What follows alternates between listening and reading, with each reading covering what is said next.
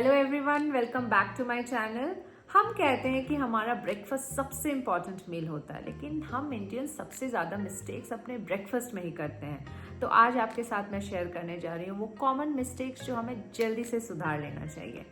First is skipping breakfast. सुबह में या तो हमारे पास टाइम नहीं होता, हम बिजी होते हैं, या लेट से उठे हुए होते हैं, या लेजी हो जाते हैं और अपना ब्रेकफास्ट कंप्लीटली स्किप कर देते हैं, जो बिल्कुल भी सही नहीं है। इससे आपका बॉडी का मेटाबॉलिज्म स्लो हो जाएगा और नेक्स्ट मील में आप ओवर ईट करोगे।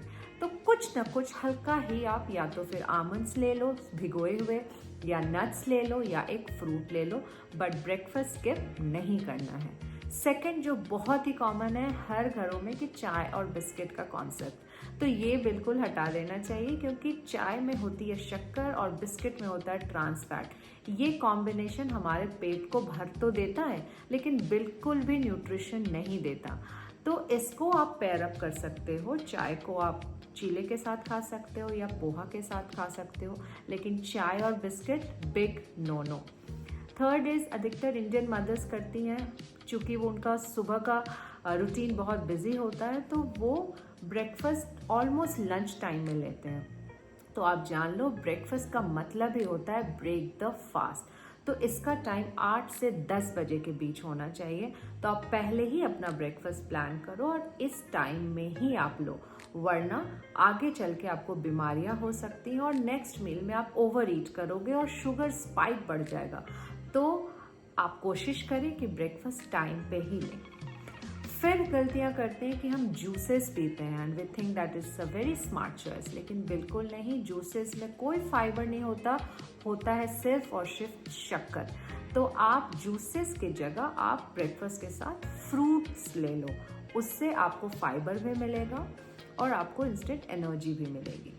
देन इज हमारे घरों में अधिकतर ब्रेकफास्ट सिर्फ और सिर्फ कार्ब्स लोडेड होता है, यानी कि कार्बोहाइड्रेट से भरपूर होता है, जैसे पराठे, पोहा और उपमा। तो पराठा अगर आपने लेना है तो आप उसके साथ दही या पनीर लीजिए। पोहा लेना है तो उसमें खूब सारी सब्जियां और पीनट्स डालो। और अगर आपको उपमा लेना है तो उपमा के साथ आप स्प्राउट्स लो, या फिर आप मूंग की दाल का चीला या बेसन का चीला ले सकते हो। तो the main thing is carbs के साथ आपने प्रोटीन और फाइबर्स को भी इंक्रीज करना है, तो होगा आपका ये एक बैलेंस डाइट। वरना सिर्फ कार्बोहाइड्रेट लोडेड आप मील लोगे तो अगले मील में आपको बहुत तेज भूख लग जाएगी। शुगर आपका अचानक से स्पाइक करता है जब आप कार्बोहाइड्रेट रिच फूड लेते हो, और फिर अचानक से डिप कर जाता है, जो हमारी बॉडी के लिए ठीक नहीं है।